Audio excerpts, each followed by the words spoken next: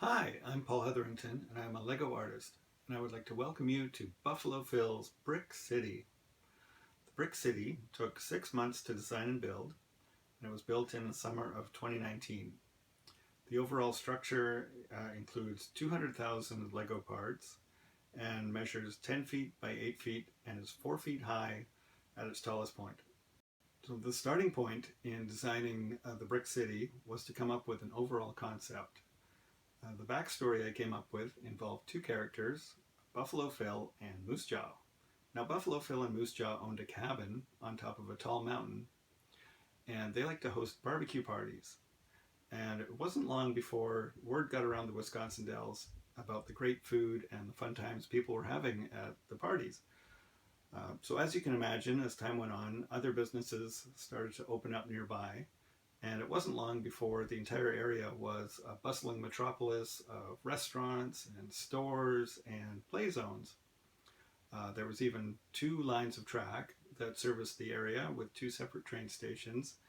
And if you actually look closely, you can see lots of Lego celebrities in the area checking things out, along with many figures. So once I started building, the first building that I designed was the Wisconsin Dells Visitor Center. It's got a 1960s style design to it. I had a lot of fun coming up with that design aesthetic. And it's basically your starting point in your adventures in the Brick City. So if you're a minifigure arriving in town, it's probably the first place you would go. And you can buy tickets there, and you can also get some great snacks. So once I completed the visitor center, I went about making some of the businesses and restaurants that surround the bottom of the mountain. These include the Shops of the Dells, a seafood restaurant, there's Taco Tuesdays, there's a movie theater, and if you look closely you'll see the movie playing. I think it's an independent movie. It's called The Adventures of Buffalo Phil and Moose Jaw.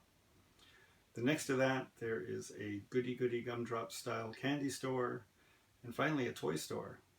Now, rumor has it that many of the toys that ride around on the trains that deliver your food actually come from that toy store. So next I moved on to the second level, where I added in a loop of train track that services the Buffalo Express steam train. Now this stops at the Dells train station. In addition, on this level there are some New Orleans style restaurants, as well as the Fort Dells Cafe. Then above that, on the top level, there's the original Buffalo Phil's restaurant, where you can see there's an outdoor barbecue going on, and there's also Lake Delton with a couple characters floating on the lake.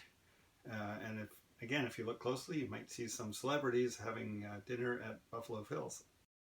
The biggest design challenge I had in this project was working in a circular area, as well as working around a wooden post that sits at one end of the layout. My solution to this was to actually build a Lego apartment building around the post, and then to hide the top of the post with some billboards.